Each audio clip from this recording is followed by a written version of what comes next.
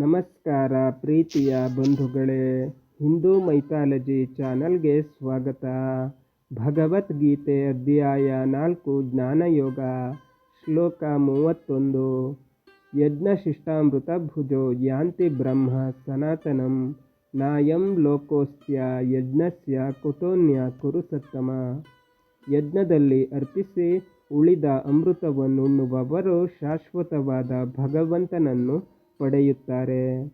ಓ ಕುರುಶ್ರೇಷ್ಠ, ಯಜ್ಞವಿರದವನಿಗೆ ಈ ಲೋಕವೇ ಇಲ್ಲ, ಆ ಲೋಕದ ಮಾತೇನು?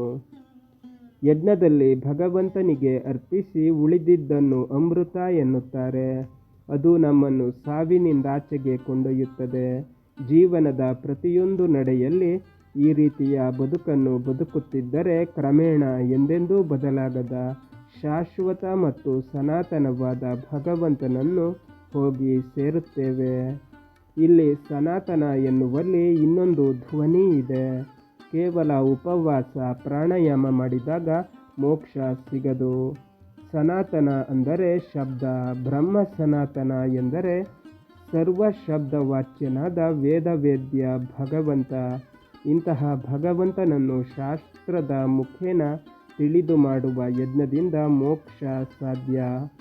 ಇಲ್ಲದಿದ್ದರೆ ಏನೂ ಉಪಯೋಗವಿಲ್ಲ.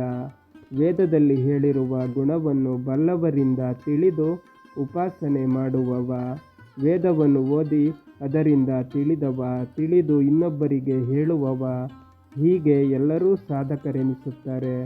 ಯಜ್ಞದಲ್ಲಿ ಪ್ರಮುಖವಾಗಿ ಬೇಕಾಗಿರುವುದು ಜ್ಞಾನ, ಅನನ್ಯ ಭಕ್ತಿ ಮತ್ತು ಶರಣಾಗತಿ. ಜೀವನದಲ್ಲಿ ಈ ಅನುಸಂಧಾನವಿಲ್ಲದವ, ಯಜ್ಞವನ್ನು ಬದುಕಿನಲ್ಲಿ ಅಳವಡಿಸಿಕೊಳ್ಳದವ ಇಹದಲ್ಲೂ ವ್ಯರ್ಥವಾಗಿ ಬದುಕುತ್ತಾನೆ. ಇನ್ನು ಪರದ ಮಾತೇನು ಎನ್ನುತ್ತಾನೆ ಕೃಷ್ಣ. ಇಲ್ಲಿ ಅರ್ಜುನನನ್ನು ಕೃಷ್ಣ ಕುರುಸತ್ತಮ ಎಂದು ಸಂಬೋಧಿಸಿದ್ದಾನೆ. ಕುರುವಂಶದಲ್ಲಿ ಶ್ರೇಷ್ಠನಾದ ನೀನು ನಿಷ್ಕ್ರಿಯನಾಗದೆ ಕಾರ್ಯಪ್ರವೃತ್ತನಾಗು. ಯಜ್ಞದಲ್ಲಿ ತಮ್ಮನ್ನು ತೊಡಗಿಸಿಕೊಂಡು ಬಂದ ವಂಶದಲ್ಲಿ ಹುಟ್ಟಿದ ಜ್ಞಾನಿ, ಶ್ರೇಷ್ಠ ಸಾತ್ವಿಕನಾದ ನೀನು ಯುದ್ಧವನ್ನು ಯಜ್ಞವಾಗಿ ಮಾಡು ಎನ್ನುವ ಧ್ವನಿ ಈ ಸಂಬೋಧನೆಯಲ್ಲಿದೆ. ಶ್ಲೋಕ 32. ಏವಂ ಬಹುವಿಧ ಯಜ್ಞ ವಿತತ ಬ್ರಹ್ಮಣೋ ಮುಖೇ ಕರ್ಮಜಾನ್ ವಿದ್ಧಿತಾನ್ ಸರ್ವಾನೇವಂ ಜ್ಞಾತ್ವಾ ವಿಮೋಕ್ಷ್ಯಸೆ. ಹೀಗೆ ಹಲವು ಬಗೆಯ ಯಜ್ಞಗಳು ಭಗವಂತನ ಬಾಯಲ್ಲಿ ಹರವಿಕೊಂಡಿವೆ. ಅವೆಲ್ಲ ಕರ್ಮದಿಂದಲೇ ಆಗುವಂಥವು ಎನ್ನುವುದನ್ನು ತಿಳಿ. ಹೀಗೆ ತಿಳಿದರೆ ಬಿಡುಗಡೆ ಹೊಂದುವೆ. ಯಜ್ಞ ಅನ್ನುವುದಕ್ಕೆ ಹಲವು ಮುಖ. ಬದುಕಿನ ಯಾವುದೇ ನಡೆಯನ್ನು ಭಗವಂತನ ಪ್ರಜ್ಞೆಯಿಂದ ಮಾಡಿದಾಗ, ಬದುಕಿನ ನಡೆ ಭಗವಂತನ ಕಡೆ ಸಾಗುವ ನಡೆಯಾದಾಗ ಅದು ಯಜ್ಞವಾಗುತ್ತದೆ. ಯಾವ ರೀತಿ ಯಜ್ಞ ಮಾಡಿದರೂ ಅದು ಭಗವಂತನ ಮುಖದಲ್ಲೇ ಬಂದು ಸೇರುತ್ತದೆ. ಸರ್ವ ಯಜ್ಞಗಳ ನಿಯಾಮಕ ಆ ಭಗವಂತನೊಬ್ಬನೇ.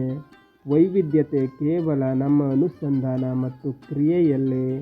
ನಾವು ನಮ್ಮ ಕರ್ಮದ ಮುಖೇನ ಯಜ್ಞ ಮಾಡಬೇಕು. ಕರ್ಮವನ್ನು ಬಿಟ್ಟು ಭಗವಂತನ ಉಪಾಸನೆ ಮಾಡುತ್ತೇನೆ ಎಂದು ಹೊರಟರೆ ಅದು ಸಾಧ್ಯವಿಲ್ಲ. ನಾವು ನಮ್ಮ ಕರ್ತವ್ಯ ಕರ್ಮದಲ್ಲಿ ಭಗವಂತನನ್ನು ಕಾಣುವುದು ಯಜ್ಞ. ಈ ಅನುಸಂಧಾನದಿಂದ ಯಾವ ಕರ್ಮ ಮಾಡಿದರೂ ಅದು ನಮ್ಮನ್ನು ಬಿಡುಗಡೆಯ ಮಾರ್ಗದತ್ತ ಕೊಂಡೊಯ್ಯುತ್ತದೆ.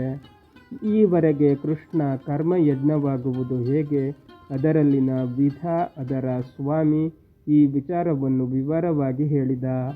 ಮೂಲಭೂತವಾಗಿ ಯಜ್ಞದಲ್ಲಿ ಬಾಹ್ಯ ಮತ್ತು ಅಂತರಂಗ ಯಜ್ಞ ಎನ್ನುವುದನ್ನು ನಾವು ನೋಡಿದೆವು.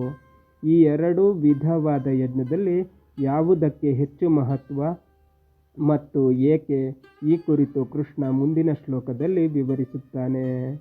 ಬಂಧುಗಳೇ, ಭಗವದ್ಗೀತೆ ಜ್ಞಾನಯೋಗ ಮುಂದುವರಿಯುತ್ತದೆ. ಅಲ್ಲಿಯ ತನಕ ನಮ್ಮ ಚಾನಲನ್ನು ನೋಡ್ತಾ ಇರಿ. ಎಲ್ಲ ವಿಡಿಯೋಗಳನ್ನು ನೋಡಿ, ಶೇರ್ ಮಾಡಿ, ಲೈಕ್ಸ್ ಮಾಡಿ, ಕಮೆಂಟ್ ಮಾಡಿ, ಹಾಗೆ ನಮ್ಮ ಚಾನಲನ್ನು ಸಬ್ಸ್ಕ್ರೈಬ್ ಮಾಡಿ.